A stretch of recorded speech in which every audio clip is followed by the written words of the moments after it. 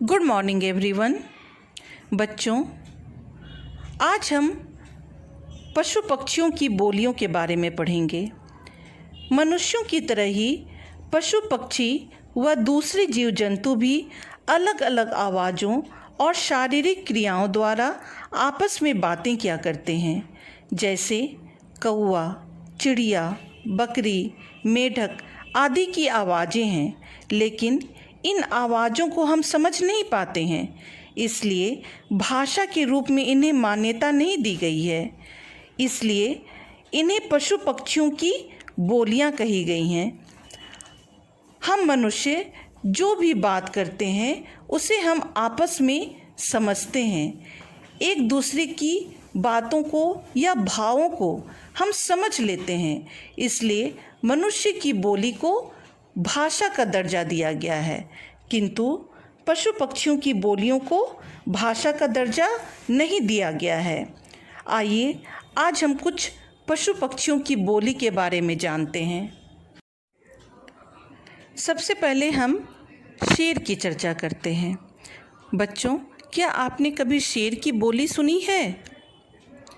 शेर की दहाड़ को ही हम उसकी बोली कहते हैं, यानी शेर का दहाड़ना ही उसकी बोली है। शेर की दहाड़ इतनी तेज होती है कि उसकी बोली करीब 8 किलोमीटर तक की दूरी तक सुनाई देती है।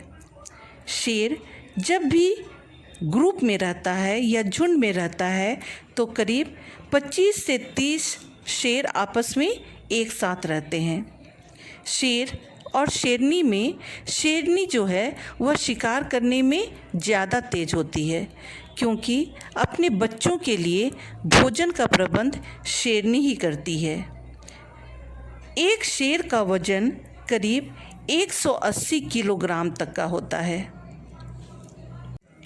अब हम घोड़े पर चर्चा करेंगे।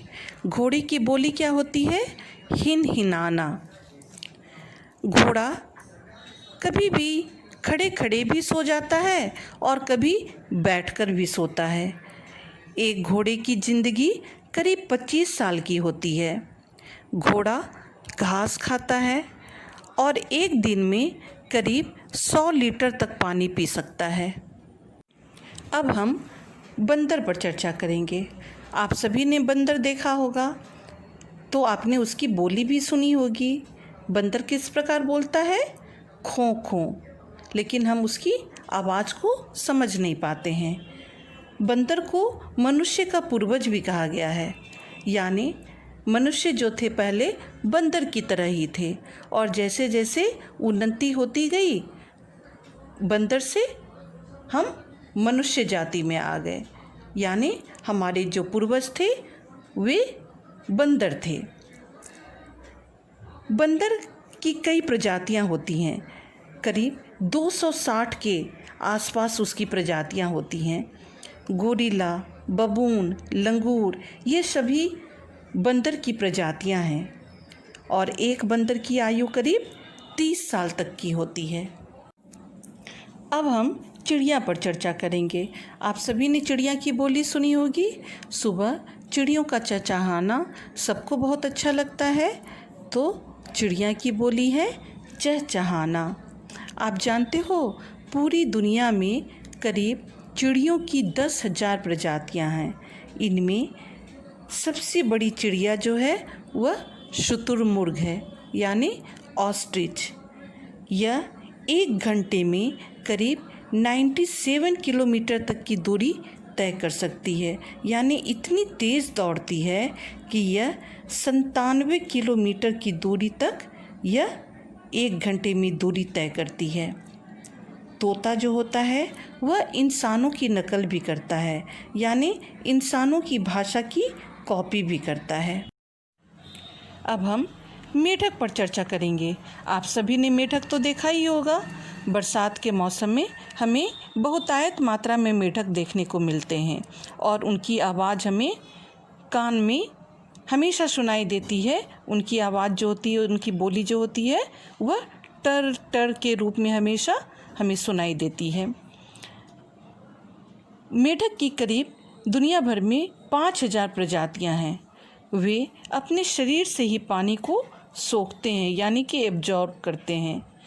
वे रहते तो पानी में हैं, लेकिन धरती पर भी रहते हैं, यानी पानी और धरती दोनों में वे रहते हैं। मेढक की छलांग जो होती है बच्चों, एक मेढक करीब 30 मीटर की ऊंचाई तक छलांग लगा सकता है, यानी कूद सकता है, और खाने में वह हमेशा कीड़े मकोड़े को खाता है। अब हम हाथी पर चर्चा करेंगे। जंगल का सबसे बड़ा जानवर, बड़े बड़े कानों वाला जानवर, और उसके लंबे लंबे दांत जो देखने में बहुत ही सुंदर होते हैं, लेकिन यह सिर्फ देखने के लिए ही होते हैं। खाना हमेशा वह मुंह के अंदर की दांतों के द्वारा ही खाना खाता है। उसका पसंदीदा खाना है गन्ना, फ्रूट्स, पेड़ की डालियाँ। एक हाथी का वज़न आप जानते हो कितना होता है? एक हाथी का वज़न करीब 4000 से लेकर 7500 किलोग्राम तक का होता है। और हाथी की बोली होती है चिंघाड़ना। अब हम कोयल के बारे में चर्चा करेंगे। आप सभी ने कोयल की आवाज़ सुनी होगी और कोयल देखी भी होगी। छोटी और प्यारी सी कोयल, प्यारी सी चिड़िया। कोयल देखने में तो काली होती है, पर इसकी बोली जो होती है बहुत ही मीठी होती है। यह हमेशा मधुरता का संदेश भी देती है कि जिस तरह मैं मीठा बोलती हूँ, आप भी उसी तरह ज़िंदगी में, लोगों की ज़िंदगी में मीठे रस घोलो।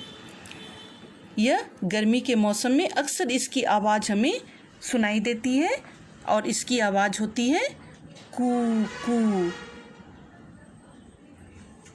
अब हम सांप के बारे में चर्चा करेंगे कि सांप की बोली क्या होती है।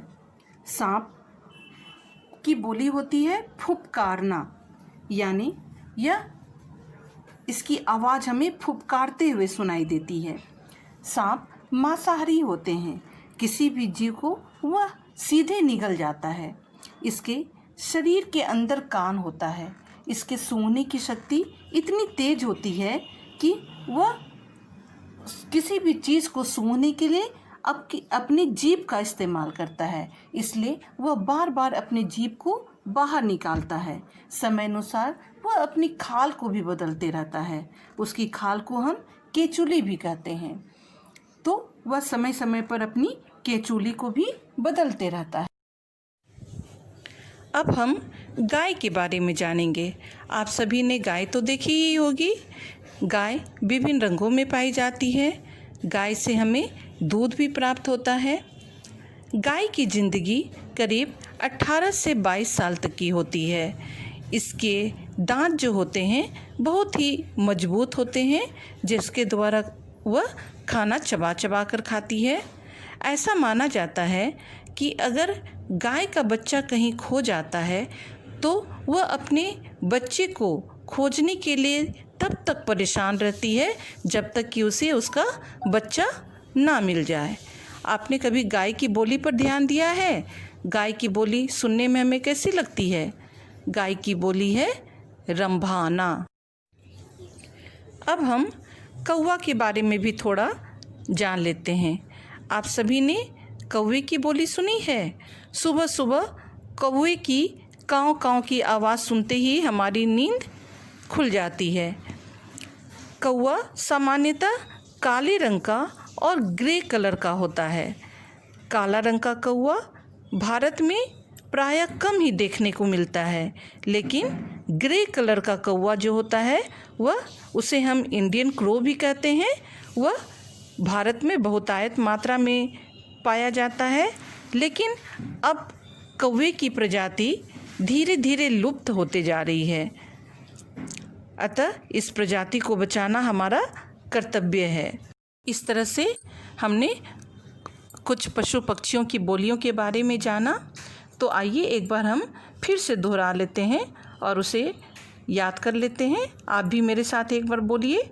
शेर की बोली क्या होती है? शेर की बोली है दहाड़ना। घोड़े की बोली है हिन हिनाना।